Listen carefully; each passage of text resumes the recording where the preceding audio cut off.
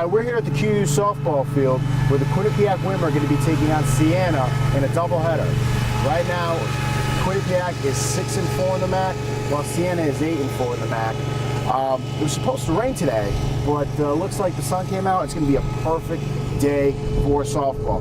We're here with Chris and Josh. We're going to talk about the game a little bit, guys. So what do you guys think about today's games? I mean, you can't really ask for a better day. Looking at the forecast initially, didn't look too good, but you can't ask for a better day. A little doubleheader action. We'll see what happens. Hey, key for me is going to be Casey Herzog looking ahead. Bobcats have not given much run support to their pitchers this season. Casey Herzog with a 3.28 ERA, yet she's 10-12. And then Abby Long, the game 2 starter, she only has 9 wins and she has a sub-3 ERA. It's very impressive. Sub-3. Josh, I'm gonna jump in here. I'm looking forward to seeing Abby Long if she can continue that success that she had yesterday. Complete game win. I'm going to see if she can do that again today. Like you said, get a little run support. I think the Bobcats will be very successful. What's interesting about this team is that there's 2 very different style pitchers. Casey, more of a strikeout pitcher. Abby goes for contacts. So, speaking of Casey Herzog, we actually got a chance to hang out with her. We did a little pitch tutorial. She tried to show us how to pitch. We did all right, but you guys will see that after the commercial break.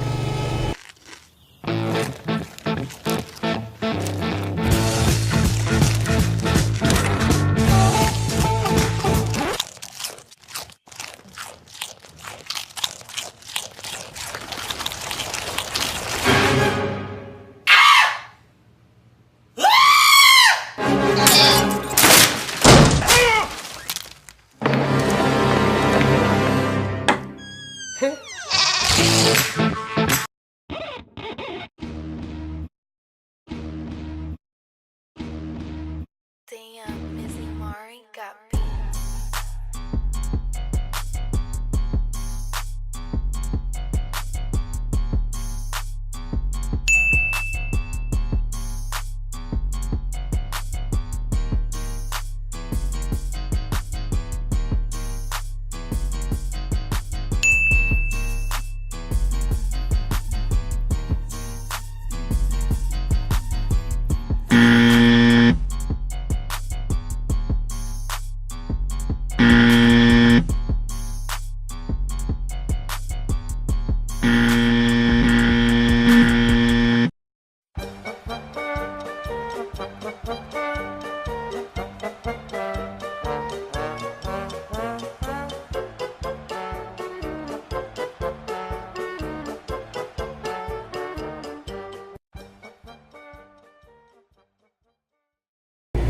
Yikes. That was an interesting. Hey Josh, the equipment room told you owe $5,000. Yeah, that'll be a short softball career. Our producer, Tyrell, was holding his breath. He saw you throw that pitch. I think He ran. hit the tripod there. Yeah, guys, I think I'm calling it a career. He was about ready to drop out of school, just have another bill on top of the already absurd Quinnipiac University tuition. Yeah, rough one. My bad, I didn't think I did too bad. I mean, I didn't think I did that bad either. For an ex-baseball player, yeah. It's tough to swap that motion.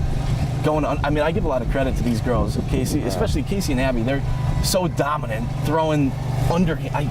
And how hard they throw. I thought like, oh, maybe I'd be able to do that. I probably topped at 25. Yeah. And it's a true testament to like the mechanics, and it's like people kind of jump in there and think, oh, I can throw it just like them, but there's so many mechanics into that. Even like when she was telling us opening her hips and stepping forward, getting her weight back initially, I think people don't really see all the mechanics that go into it and all the hard work they put in. She throws maybe mid-60s. Yeah. If you combine all of our pitches, if we're all throwing around 20, maybe we get to her. Maybe. Yeah. We'd have a couple hit batters. Yeah. Some yes, definitely. Some scared parents, couple maybe. Wild pitches. Yeah. Yeah. We would have broke something. Yeah. Oh yeah. Definitely. Almost broke the camera, but she had definitely a lot of different pitches too. Oh, for sure. 6 different ones. 6. That was the thing. Like even in baseball, you don't have 6 different pitches. How the fastball? She had the curve, the slow curve, rise ball, the riser. Yeah. She when she was throwing that changeup, We saw it. Yeah. It caught the catcher off guard. It was so good. I mean, and it looks exactly the same coming out of her hand. She mentioned the motion has to be the same, or else the batter's going to know right away what she's throwing. If she slows down, they know something slower is coming. So it caught the catcher off guard. It caught me off guard just watching. I felt bad for the girl. the difference in speed between the fastball and the changeup was just. I mean, that's probably why she's been so dominant. I mean, if she's catching her own players off guard with her pitches that she's throwing all the time, she's going to catch these batters off guard. When you look at the softball field, you know, she's only throwing mid-60s, but to the batter, that mid-60s is looking like something in the mid to upper 80s. Right. So when you're changing from that fastball to a changeup, I mean, that is drastic from a hitting standpoint. Oftentimes you see on national broadcasts when they'll put the speed of the pitch and then they throw in the MLB equivalent, and those numbers are reaching mid-90s, even close to 100 for some of these girls. Yeah, absolutely. So we are going to take a commercial break, and when we come back, we will get into more of the Quinnipiac-Siena doubleheader. Everyone is doing it. Guys are doing it with girls, and girls are doing it with other girls. Some people get scared and pull out right in the middle of doing it. Sometimes when people do it for the first time, they don't last so long. Sometimes when people do it alone for too long, their hands cramp up. Some people just like to watch other people doing it. Some people have steady aim, and others just spray everywhere.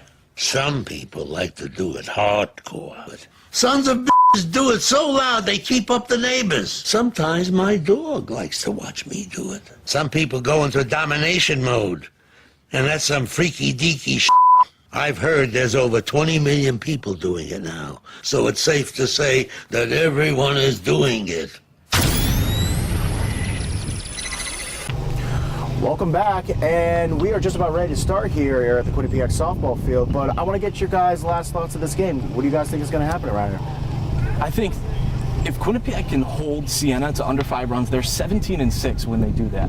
So I think they're going to do it with Casey Herzog on the mound and Abby Long. They've been brilliant, dominant, holding their opponents to mostly under 5 runs almost every time they step on the mound. So I think if Quinnipiac can get the bats moving a little bit, get some runs on the board, I think they're going to take both games. Adding on to that, Chris, early run production.